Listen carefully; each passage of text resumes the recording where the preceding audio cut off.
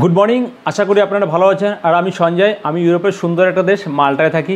আর আপনারা জানেন ইউরোপের ভিসা এবং জব সম্পর্কে তথ্য দিয়ে থাকি, বিশেষ করে মাল্টাতে। আমি বিগত 1 বছর ধরে মাল্টাতে আছি এবং মাল্টার সমস্ত তথ্য আপনাদের ইউটিউবের মাধ্যমে তুলে ধরি। তো যাই হোক, আজকে চলে এসেছি আর একটা গুরুত্বপূর্ণ টপিক নিয়ে। টপিকটা হচ্ছে মানুষ কেন ইউরোপে আসতে চায় বা ইউরোপে কেন মুভ হতে চায়, সেই বিষয়ে আমি জানাবো আজকে যে মানুষের প্রথম পছন্দ ইউরোপে কেন আসতে চায় এবং আপনি যদি ইউরোপে আসেন তার কী কী সুবিধা আছে আর কী কী অসুবিধা আছে সেগুলো তুলে ধরবো। মানুষ ইউরোপে যদি আসতে চায় তার সুবিধার অসুবিধাগুলো আজ বর্ণনা করব। তাহলে শুরু করা যাক আজকের মূল টপিকটা। তো শুরু করি প্রথমে তো মানুষের সুবিধা কী কী আছে, মানে কী কী কারণে মানুষ বিশেষত মুভ করে থাকে ইউরোপে।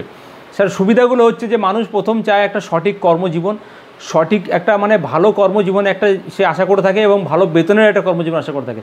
তার কারণ হচ্ছে পুরুষকে মানুষ চিহ্নিত করে সে কত টাকা রোজগার করেছে, কত টাকা রোজগার করছে, তার পরিবার কতটা সুখী আছে, তার পরিবার কততলায় বাড়ি করেছে এবং তার ছেলে কোন ভালো স্কুলে পড়ছে কিনা, তার পরিবার কেমন চলাফেরা করছে, এই সব মানুষ প্রতিবেশী আমাদের সমাজের মানুষের বর্ণনা করে থাকে।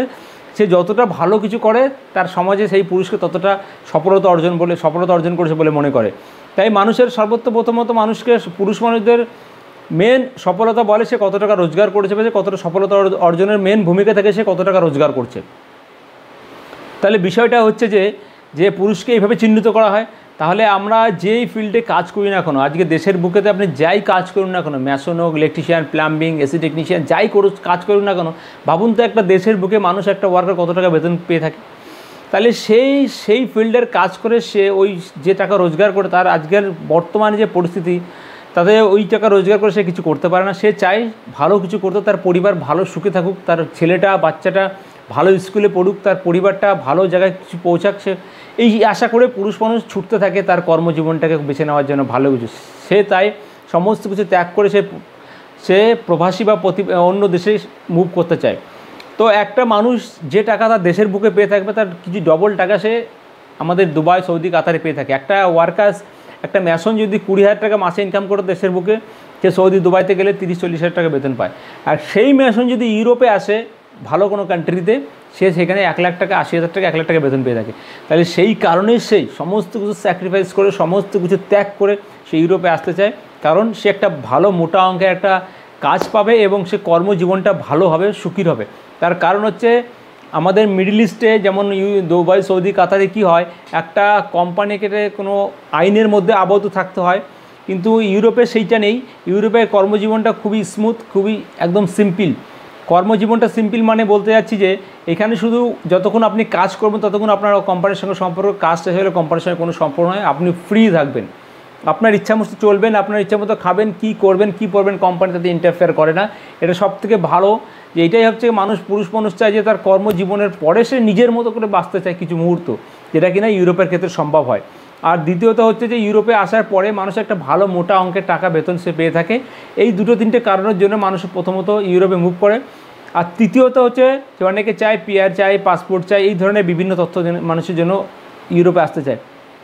কিন্তু সকলকে অনুরোধ করব, যারাই লোকের কথা শুনে ইউরোপে আসছেন, কিভাবে আসবেন, কি বৃত্তান্ত, এই জিনিসগুলো লোকের মুখে শুনছেন, আপনাদেরকে অনুরোধ করব 2 মিনিট সময় নিয়ে আপনি ইউটিউব হোক বা কোনো গুগলে গিয়ে সার্চ করে দেখবেন এইখানকার ওয়ার্কার কীভাবে আসে তার প্রসেসটা জানার জন্য, এবং এখানকার পাসপোর্ট পেতে গেলে কী কী নিয়ম আছে, এখানকার পিআর পেতে গেলে কী কী নিয়ম আছে, এগুলো জেনে নেবেন। কেননা অতটা যদি ইজি হয়, এতে যদি সহজই হতো তাহলে আপনার মনে হয় না আপনাদের লোক ফ্রি সমস্ত ছেলেপেলে এখানে চলে আসতো। অতটা সোজা নয়, অতটা ইজি নয়। সম্ভব, কোনো কিছু অসম্ভব নয়, সম্ভব, কিন্তু একটু ডিফিকাল্ট আছে, একটু মানে অনেক বাধার মধ্যে এটা পেরিয়ে তবেই আপনি এই সফলতা অর্জন করতে পারবেন। আর দ্বিতীয়ত বলবো যে যারাই এই ইউরোপের কথা শুনে এজেন্সের মানে প্রতারণার ফাঁদে পড়ছেন তাদেরকে অবশ্যই বলবো আপনি জানবেন যে দেশেই যাবেন সেই দেশের ওয়ার্কারের ইমিগ্রেশন প্রসেসটা কী আছে এটা দয়া করে জেনে নেবেন, ওয়ার্ক পারমিট প্রসেসটা কী আছে দয়া করে জেনে নেবেন, তাহলে আপনাকে কেউ ঠকাতে পারবে না। আমি যেটা বারবার ভিডিওতে বলে থাকি।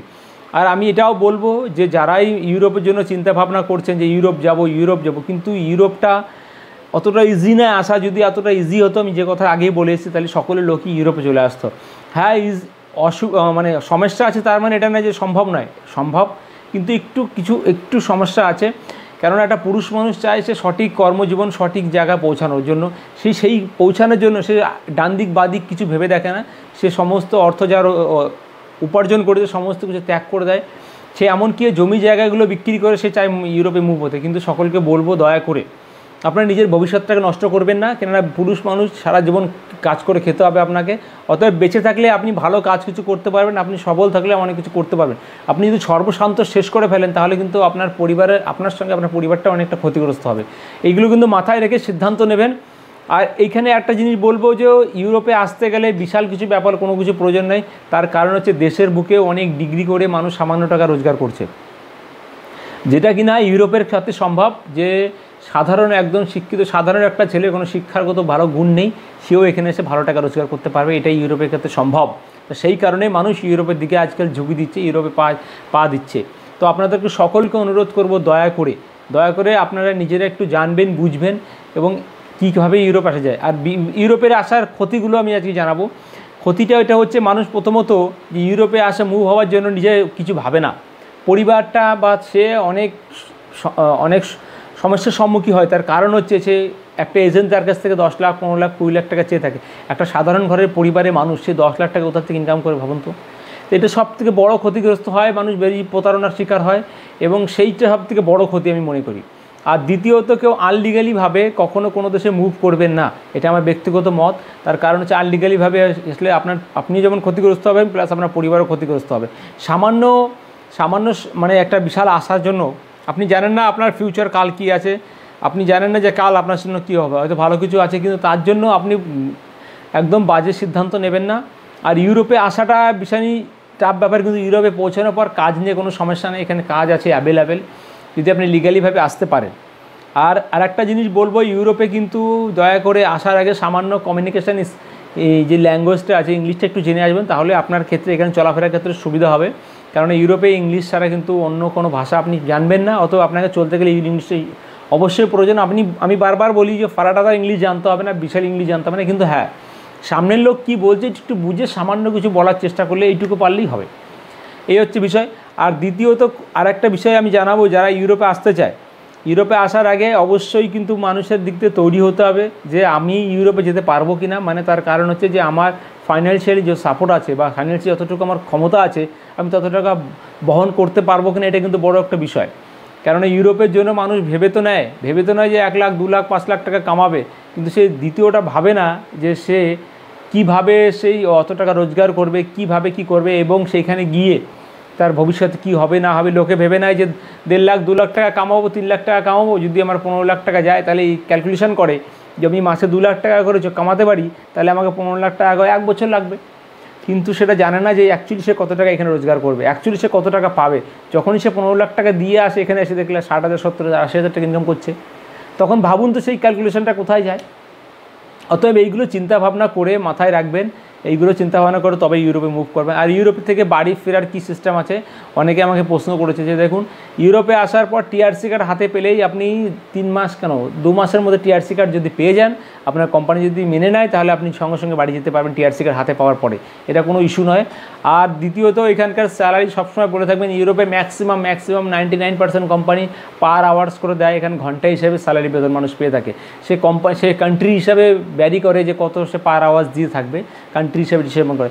আর আপনাদেরকে সকলকে বলবো, যারা সাধারণ ঘরের মানুষ, যারা বিশাল হাই প্রফেশনাল কোনো এডুকেশন নেই, তাদেরকে বলবো অবশ্যই আপনারা বড় কোনো কান্ট্রিকে চুজ করবেন না। তার কারণ হচ্ছে অনেকে এখন লাক্সামবার্গ যাবে, সুইজারল্যান্ড যাবে, সুইডেন যাবে, নেদারল্যান্ড যাবে, স্পেন যাবে, এইসব কোনো চিন্তা নেই। সাধারণ দেশগুলো আছে, মাল্টা, পোল্যান্ড, রোমানিয়া, ক্রোয়েশিয়া, স্লোভাকিয়া, এরকম কিছু কিছু কান্ট্রি আছে যেগুলো ইজি যাওয়া যায় সম্ভব, কিন্তু অন্য থেকে এদেরকে ইজি ভিসা পাওয়া যায়। কেননা আপনাকে অনেক এজেন্ট বলতে পারে যে ভাই ফ্রান্স চলে যা, জার্মান চলে যায়, কিন্তু আপনাকে জানতে হবে জার্মান ওয়ার্কারকে ইমিগ্রেশনের প্রসেস কী আছে, ওদের ল্যাঙ্গুয়েজ ব্যারিয়ার আছে ভীষণইভাবে। অতএব আপনি এইসব জায়গায় মুভ হবেন না, এইসব জায়গা সিলেক্টই করবেন না। এইসব কান্ট্রির দেশগুলোতে আপনি দয়া করে ছোটো কান্ট্রিতে চুজ করুন, আপনার মধ্যে যদি কোয়ালিটি থাকে আপনি মুভ হতে পারবেন পরে, ঠিক আছে। তো এইসব জিনিসগুলো মাথায় রাখতে হবে। এবং ইউরোপটার আর একটা বিষয় মানুষকে দিয়ে থাকে যে ইউরোপে আসা মানে সমস্ত দেশ আপনি যেতে পারবেন, এই একটা ফেক নিউজ দিয়ে থাকে। এবং ইউটিউবরা ভীষণভাবে বলে থাকে, যে এজেন্টরা বলে থাকে যে আপনি একটা কান্ট্রিতে যাচ্ছেন মানে সারা ইউরোপ ঘুরতে পারবেন। ঘুরতে আপনি পারবেন, জাস্টলি ফর ঘোরা, visit, just for visit, not work. আপনি কোনো কাজ করতে পারবেন না, কাজ করতে গেলে তার আপনার ভিসা প্রসেসিং আছে, ওয়ার্ক পারমিট প্রসেসিং আছে, আপনি এইখান থেকে মুভ হতে পারবেন, যে কোনো দেশে যেতে পারবেন, টিকিট নিয়ে ফ্লাইট নিয়ে চলে গেলেন, কিন্তু আপনি ওই দেশে কাজ করার আপনার এলিজিবিলিটি নেই বা আপনার কোনো অধিকারই নেই, তার জন্য আলাদা প্রসেস আছে। এগুলো আপনাদেরকে বুঝতে হবে। এবং আর একটা জিনিস ভাবে যে ইউরোপ যাওয়া মানে পরিবারকে সঙ্গে নিয়ে যাওয়া, এটা কিন্তু ভীষণই ভুল তথ্য। যদি সঠিক সেটাই হতো তাহলে আমি আগে বারবার বলে থাকি সমস্ত মানুষ এখানে ফ্যামিলি নিয়ে আসতো।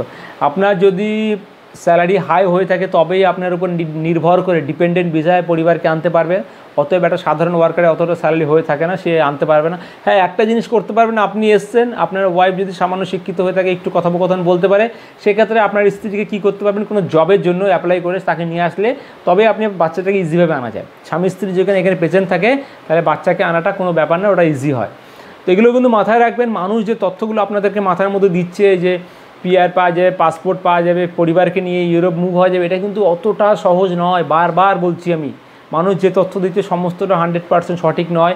মানুষ আপনাদেরকে বিভ্রান্তর করছে। তার কারণ হচ্ছে মানুষ আপনাকে বোঝাচ্ছে ইউরোপ যাওয়া মানে ইজি ব্যাপার, পরিবার নিয়ে ওখানে সেটেল হতে পারবে, এইখান থেকে এই নেই।